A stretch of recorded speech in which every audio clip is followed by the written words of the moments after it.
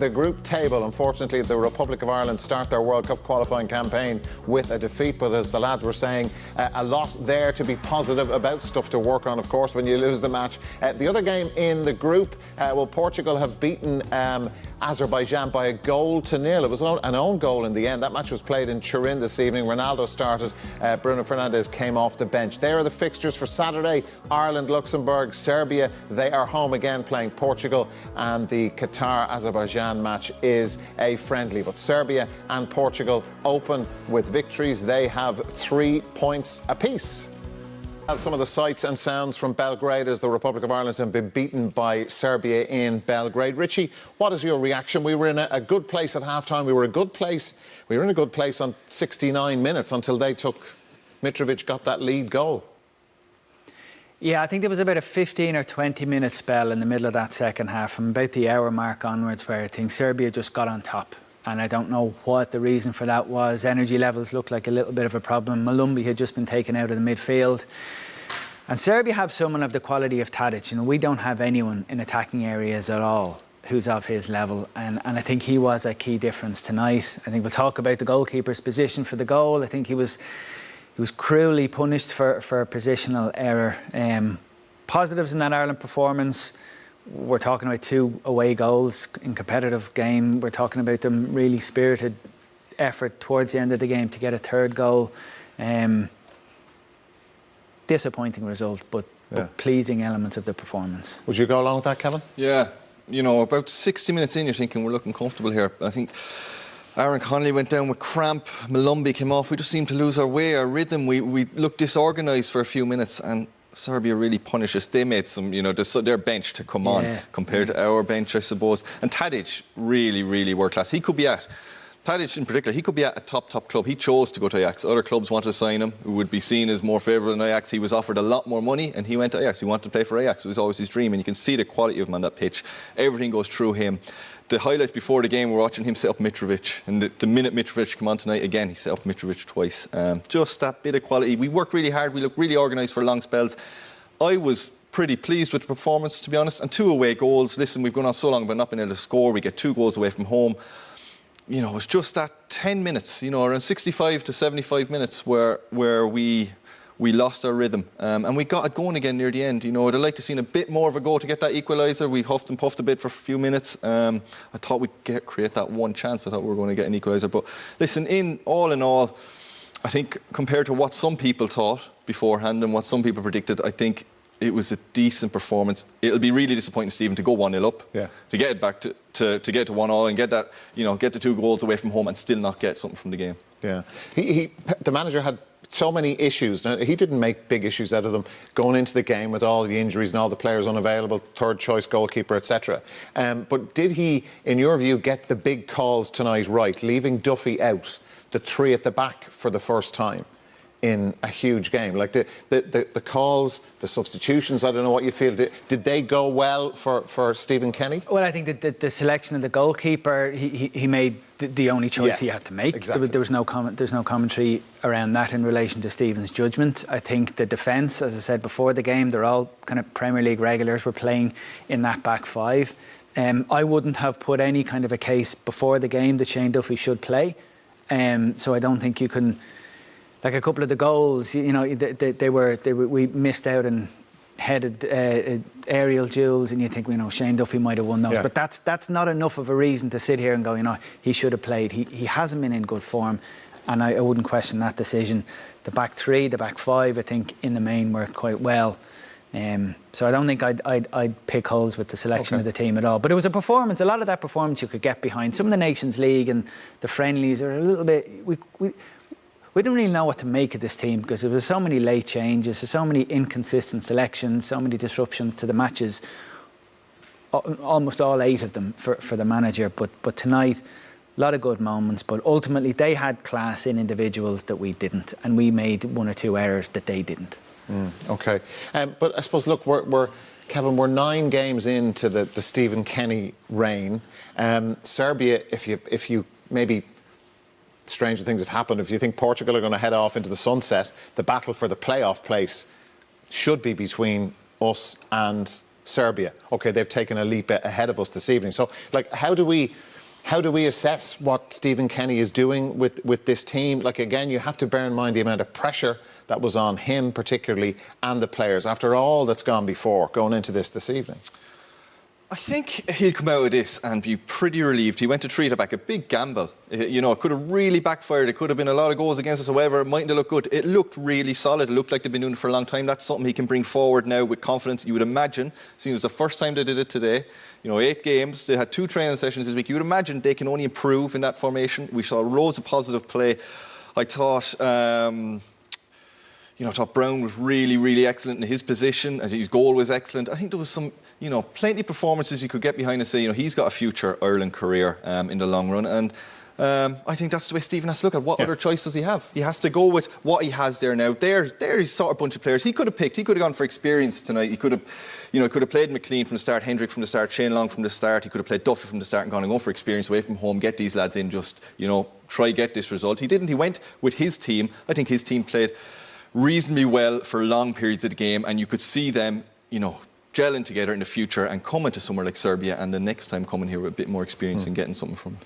And Richie, like his way as well, OK, at times we did see the ball being cleared long, which we haven't seen so much. There was a lot of emphasis on playing out from the back in the previous games.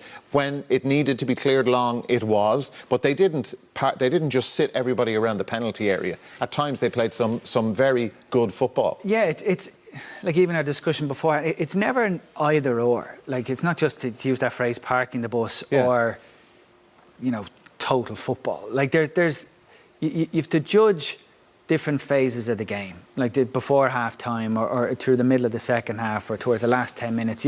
How you play or the things you focus on are dependent on the rhythms of the game or what the scoreline is or who's on top or have substitutions just been made. And I think, like, for the third goal, I think we'll talk about it. I think Josh Cullen should have gone over the defender's head. He went to play Shane Long's to Shane Long's feet. We'll show that in a moment. And I think those decisions, I think were costly. We'll have a look at them. We'll get to that. Let's look at the lead goal for Serbia after 69 minutes, Kevin. Mitrovic. Yeah, and it wasn't. They hadn't had a general spell of, us under pressure. This came from our goal kick. Longy doesn't win the header here. But then, we're comfortable. And it's just a quick ball in behind. Mark Travers, I'm sure he'd be the first to admit he got caught in a little bit of no man's land, but it still took fantastic vision, ability from Mitrovic, a proven international scorer in fairness, but to pull that off, it was a really difficult finish. Mark Travers would have preferred to have been on his line, I think. There was no need for him to be out so far, but he's a young, inexperienced goalie, and, it still took a fantastic finish. Goals change games. Up to that point, you could not have been happier with Ireland's performance. You think this is setting up perfect for us. We get a draw with this or maybe nick a winner. We're really comfortable. They're not causing any trouble to us. And then, a little decision like that goes against us, and they capitalise with a quality player who they brought off the bench, maybe that we didn't have the option to do. But that link play there between those 3 attacking players, Vlahovic to Tadic to Mitrovic, one-touch stuff, the movement was really clever. We didn't have that. There's no spells we can show in the game where there was one-touch intricate stuff between our attacking players.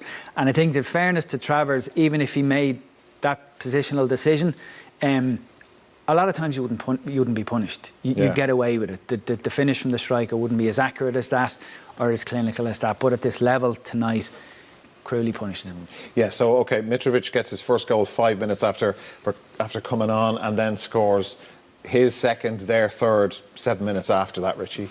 Yeah, again, this is what we were talking about a moment ago. Do you got to look to play a player's feet or go long? I think if you've got Shane Long in that position and there's no player beyond the halfway line, it's a very clear decision. You just put it over the defender's head, let Shane Long's pace do the rest, and you're not under pressure. But the exact opposite happens. He goes to play for Shane Long's feet. We lose the ball, and then Tadic in space at the edge of the box, clinical delivery, perfectly placed for Mitrovic. In the position of the defenders, they're just all over the place. Mitrovic has a run on him, and there's no competing there. So those little decisions. Colin goes long over the defender's head. Shane Long probably catches it because of his pace. He goes to play to feet.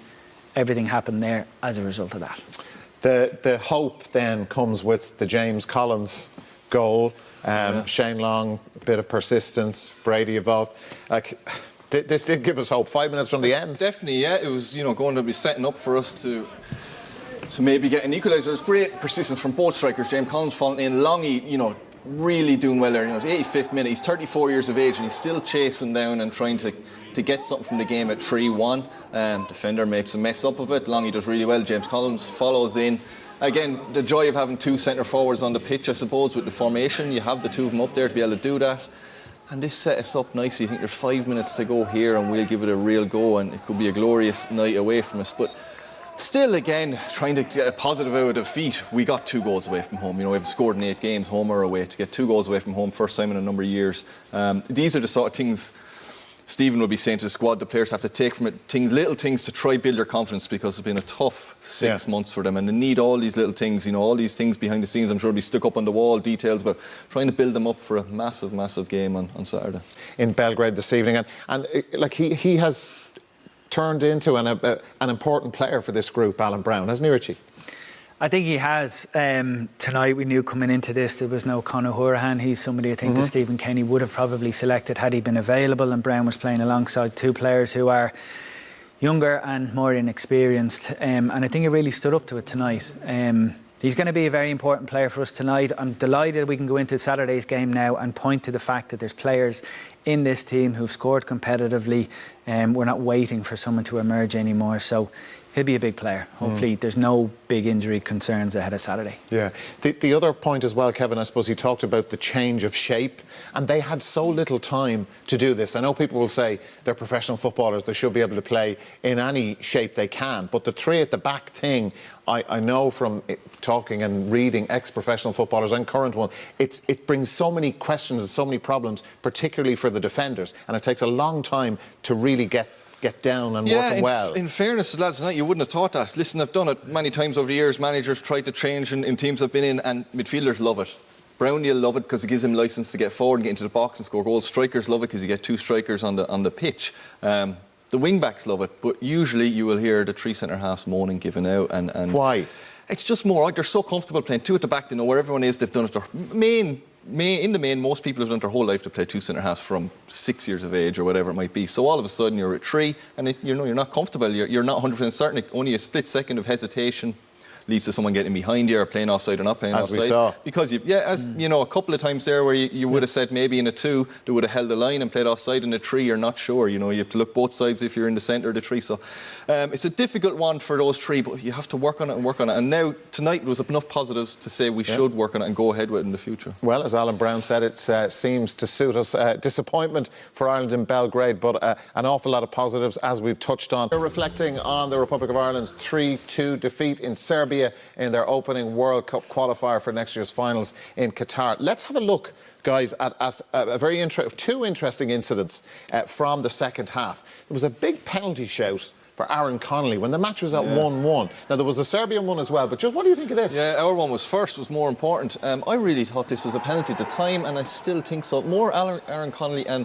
the players around him's reaction. Aaron Connolly is convinced. I think he can't really see from this angle, but I think he gets his toe to it, kicks it away, and he's taken down, and you can see the defender afterwards is pretty delighted. I think it's really hard again from this angle, even in slow-mo, and you can understand why the ref hasn't given it, but I think it was a penalty. And from Aaron Connolly's reaction. This one, I think, if I was a striker there in this position and I was just clobbered by Seamus Coleman, who goes to ground, doesn't make contact with the ball, but hits me and I'm end up on the ground because of it. The defence there is that you say, well, Seamus didn't mean it. It was unintentional. He clearly slipped. Yeah. But that's a penalty. Okay. So one kind of cancels out the other. Well, no, because we would have gone 2-1 up, and that wouldn't have happened, that event. I like your attitude. A very, Richie, honest assessment from him, and picking out the positives, but sure, there is a lot of stuff to work on. Yeah, I think Alan Browne gave the same tone to his interview. There were positives and negatives, and probably more positives. I think the focus tonight about the performance, a lot of conversation about the formation. Yeah.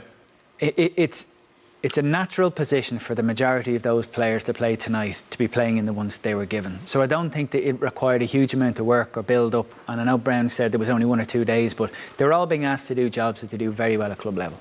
And you heard his last answer, interesting, about, well, we have to be flexible. We'll see, horses for courses. I think we could expand the point about that with Stephen Kenny. But Kevin, I'm just thinking for the manager, you know, in the build-up to this game, the mood had started to change a little bit after what had gone before. We know people have been very supportive. This is a long-term project, but there was a feeling, OK, we need to get something out of this game tonight. Now, we haven't got that.